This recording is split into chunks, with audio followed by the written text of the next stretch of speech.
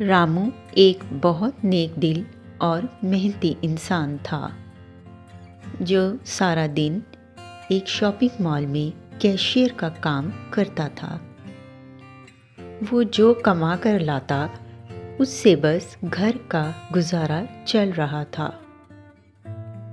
रामू की बीवी रेशम भी बहुत नेक दिल खातून थी। सारा उनकी एक ही और लाडली बेटी थी। लाडली होने की वजह से वो बहुत जिद्दी भी थी। एक दिन सारा ने अपने बाबा से पिज़्ज़ा खाने की जिद की। बाबा, मुझे पिज़्ज़ा खाना है। बेटा, रात बहुत हो चुकी है, अभी सो जाओ, पिज़्ज़ा सुबह ला दूंगा। नहीं, मुझे अभी के अभी खाना है, बस। सारा की जिद ने रामू को रात के इस वक्त जाने पर मजबूर कर दिया और बेचारा रामू सारा के लिए पिज़्ज़ा लाने निकल पड़ा। पिज़्ज़ा लेने के बाद जैसे ही वो घर लौट रहा था, उसकी नज़र एक छोटे से बच्चे पर पड़ी, जिसे देखकर रामू बोला, बेटा, तुम कौन हो और यहाँ इस वक्त क्यों बैठे हो? मेरा नाम राहील है। मेरे माँ बाप फौत हो चुके हैं।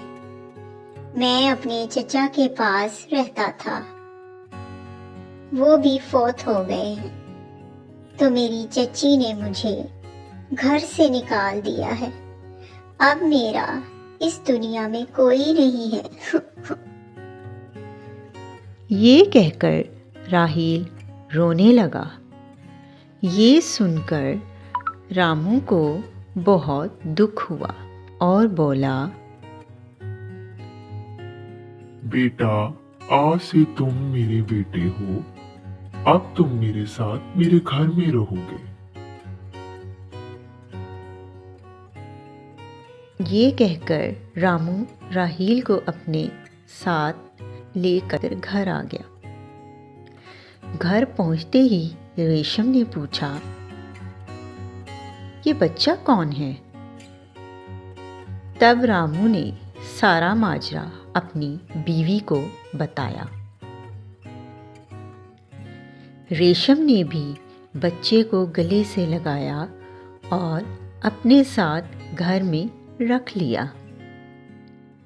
मगर सारा इससे बिल्कुल खुश न थी। दिन गुजरते गए, सारा की नफरत राहील के लिए बढ़ती गई। बात बात पर उससे लड़ती और अपने माँ बाप से कहती कि ये हमारे घर में नहीं रहेगा, इसे निकालें यहाँ से। सारा का ये बर्ताव देखकर रामू ने इसे बहुत समझाया, मगर सारा कहाँ मानने वाली थी, अपनी जिद पर कायम थी। ये देखकर रामू ने राहील को हॉस्टल में दाखिल करवा दिया और उसकी पढ़ाई का सारा खर्चा खुद ही उठाने लगा। सारा इस बात से बहुत खुश थी। ऐसे ही कई साल गुजर गए। सारा भी बड़ी हो गई, मगर सारा की आदत बिल्कुल ना बदली, बल्कि वो तो और बहुत ही मगरूर और नकचड़ी हो गई थी। एक दिन सारा रेशम से कहती है, मम्मा, मुझे पैसे चाहिए, मुझे अपनी फ्रेंड्स के साथ पार्टी पे जाना है। बेटी, तुम्हें पता तो है तुम्हारे बाबा का काम अच्छा नहीं चल रहा, बड़ी मुश्किल से गुजर बसर हो रहा है और तुम्हारे बाबा की बीमारी पर भी कितना खर्च हो जाता है। ऐसे में इतने पैसे कहाँ से लाऊं? मुझे नहीं पता, मुझे बस पैसे चाहिए। सारा जिद करने लगी। इसी दौरान दरवाजे पर दस्तक हुई। रेशम ने दरवाजे पर देखा तो कोई आदमी था। रामू भाई को अचानक से हार्ट अटैक हुआ है और वो इस दुनिया से चल बसे हैं। ये सुनकर दोनों माँ बेटी खूब रोईं। रामू के बाद रेशम भी उसके गम में बीमार पड़ गई। कुछ ही दिन बाद रेशम भी बीमारी की ताब ना लाते हुए चल बसी। अब सारा इस दुनिया में अकेली रह गई थी। घर में जो जमा पूंजी थी वो भी खत्म हो गई और नौबत फाकों तक आ गई। यहाँ तक कि इसने अपना घर भी बेच दिया और अपनी सहेली के घर चली गई। नीलम उसकी बेस्ट फ्रेंड थी। फ्रेंड के घर भी आखिर कितने दिन रहती। एक दिन नीलम ने सारा से कहा, सारा, तुम कोई जॉब क्यों नहीं कर लेती? हाँ नीलम, मैं भी सोच रही थी कि कोई जॉब कर लूं, मगर मुझे तो कोई काम भी नहीं आता। कोई बात नहीं, तुम अपनी सीवी मुझे दो, मैं तुम्हारे लिए कहीं बात करती हूँ। सारा ने अपनी सीवी नीलम को दी। नीलम की कोशिश पर सारा ने 1-2 जगह पर इंटरव्यू दिया, मगर उसे नाकामी हुई। एक दिन सारा मायूस होकर घर आ रही थी तो रास्ते में उसका एक्सीडेंट हो गया। उसको हॉस्पिटल पहुंचाया गया। वहां डॉक्टर नुमान ने उसका ट्रीटमेंट किया और वो आहिस्ता आहिस्ता ठीक होने लगी। डॉक्टर नुमान उसकी बहुत केयर करता। कैसी तबीयत है अब आपकी? जी, पहले से बहुत बेहतर। आपने मेरा बहुत ख्याल रखा, जिसकी वजह से मैं जल्दी ठीक हो गई। आपका बहुत शुक्रिया। यूं सारा और डॉक्टर नुमान में दोस्ती हो गई और ये दोस्ती दिन ब दिन गहरी होती गई। दोनों अक्सर इकट्ठे वक्त गुजारने लगे। सारा और नुमान एक दूसरे को चाहने लगे, मगर डॉक्टर नुमान एक अच्छा इंसान नहीं था। वो लड़कियों को फंसाकर उनका फ़ायदा हासिल करता और उनके ऑर्गन सेल करता था। एक दिन डॉक्टर नुमान ने सारा से कहा, सारा, मैं तुम्हें पसंद करता हूँ और तुमसे शादी करना चाहता हूँ। क्या तुम मेरी फैमिली से मिलोगी? हाँ, क्यों नहीं, जरूर मिलूंगी। यूं सारा उसकी फैमिली से मिलने उसके साथ उसके घर आ गई, मगर घर में कोई नहीं था। घर खाली था। तभी सारा ने कहा, तुम्हारे घर वाले कहाँ हैं नुमान? यहाँ तो कोई नहीं है। अभी जरा बाहर गए हैं, थोड़ी देर तक आ जाएंगे। तुम बैठो, मैं तुम्हारे लिए जूस लाता हूँ। ये कहकर नुमान सारा के लिए जूस लेने निकल गया। सारा जायजा लेने लगी। ये जगह उसको अजीब लग रही थी। जैसे कि घर से ज़्यादा हॉस्पिटल हो। वो कुछ परेशान नजर आने लगी। डॉक्टर नुमान ने जो जूस सारा के लिए तैयार किया उसमें उसने बेहोशी की दवा मिला दी थी ताकि सारा बेहोश हो जाए और वो उसका ऑपरेट करके ऑर्गन्स हासिल कर सके। ये लो स्वीट हार्ट, तुम ये जूस पियो, मैं एक कॉल करके आता हूँ। उतनी देर में घर वाले भी आ जाएंगे। ये कहकर नुमान बाहर निकल गया। सारा ने जैसे ही जूस का एक सिप लिया उसे कुछ अजीब सा टेस्ट महसूस हुआ। वो महसूस करने लगी जैसे इसका सर चकरा रहा है।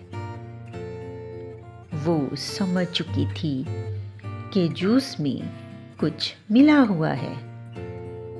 वो सब समझ चुकी थी। वो जूस छोड़कर फौरन रूम से बाहर निकली और भाग गई।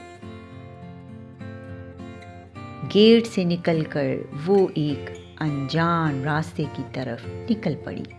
भागते भागते अचानक बेहोश हुई और गिर पड़ी। जूस पीने की वजह से इस पर बेहोशी तारी थी। तभी वहां से एक उधेड़ उम्र औरत गुजरी। उसने सारा को बेहोश देखकर अपने साथ घर ले आई। सारा को जब होश आया तो अपने आप को एक अनजान जगह पर पाकर हैरत से बोली, तुम कौन हो और मैं कहाँ हूँ? बेटी, तुम बिल्कुल सेफ जगह पर हो। कल रात तुम सड़क पर बेहोश पड़ी थी तो मैं तुम्हें यहाँ अपने घर ले आई। ये मेरा घर है। तुम कौन हो और तुम ऐसे बेहोश सड़क पर क्यों पड़ी थी? ये सुनकर सारा ज़ारों की तार रोने लगी और अपनी सारी कहानी उस औरत को सुनाने लगी। ये सब सुनकर औरत को बहुत दुख हुआ और कहने लगी, बेटी, तुम फिक्र मत करो। मैं जिस घर में काम करती हूँ वो साहब बहुत अच्छे इंसान हैं। मैं तुम्हें उनसे मिलवाऊंगी। वो तुम्हें काम पर जरूर रख लेंगे। ये सुनकर सारा कुछ मुतमईन हो गई। अगले दिन औरत ने उसे अपने साहब से मिलवाया। साहब जी, ये बहुत अच्छी बच्ची है, पढ़ी लिखी भी है। आप इसे कोई काम दे दें, ये मेरे साथ ही रहेगी। बेचारी मजबूर है। क्यों? औरत ने सारा की सारी कहानी साहब को बता दी। साहब जी सारी कहानी सुनने के बाद बोले, कितना पढ़ी हो तुम? साहब जी, बीए किया है मैंने। फिर तुम घर के नहीं मेरे ऑफिस के काम कर सकती हो। मुझे अपनी सीवी और अपने डॉक्यूमेंट दे दो। ये सुनकर सारा बहुत खुश हुई और रोज ऑफिस जाने लगी। दिन गुजरते गए। सारा खूब मेहनत से काम करती जिसकी वजह से साहब भी उससे खुश थे। फिर एक दिन साहब ने सारा से कहा, सारा, क्या तुम शादी करोगी मुझसे? ये सुनते ही सारा एकदम चौंक गई और कहने लगी, शादी? और आपसे? मगर मेरी इतनी हैसियत नहीं कि आपसे शादी करूं। बचपन में तुम्हें पिज्जा बहुत पसंद था ना? अगर आज मैं तुम्हें पिज्जा खिलाऊं तो क्या फिर भी नहीं मानोगी? ये सुनकर सारा हैरत से साहब को देखने लगी और बोली, आपको कैसे पता कि मुझे बचपन से पिज्जा पसंद है? क्योंकि मैं ही वो राहील हूँ जिसे तुमने अपने घर में रहने नहीं दिया था, मगर तुम्हारे बाबा ने मुझे खूब पढ़ाया। पढ़ लिख कर मैं एक कामयाब बिजनेसमैन बन गया। फिर जब अपने कामयाब होने के बाद उनसे मिलने गया तो पता चला कि वो तो इस दुनिया में नहीं रहे और उनकी बीवी भी मर चुकी है और उनकी बेटी घर बेचकर जा चुकी है। मैंने तुम्हें बहुत ढूंढा मगर तुम मुझे नहीं मिली, मगर जॉब के लिए जब मैंने तुम्हारे डॉक्यूमेंट्स देखे तब मुझे पता चला कि तुम वही सारा हो जिसके बाप ने मुझ पर एहसान किया था। उसी दिन से मैंने इरादा कर लिया कि मैं तुम्ही से शादी करूंगा। ये सुनकर सारा फूट फूट कर रोने लगी और राहील से माफ़ी मांगने लगी।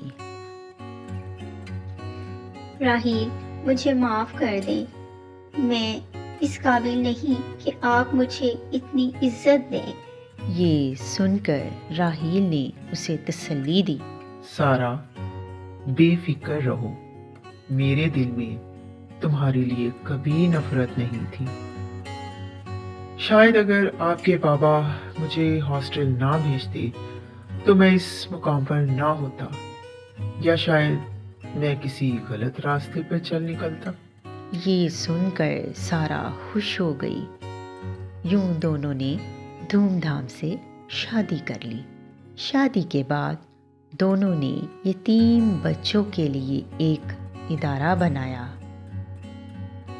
ताकि यतीम बच्चों की परवरिश करके उन्हें अच्छा इंसान बनाएं। आज सारा और राहील के अपने 2 बच्चे हैं और दोनों अपने और उन यतीम बच्चों की परवरिश करके खुशियों को ज़िंदगी गुजार रहे हैं।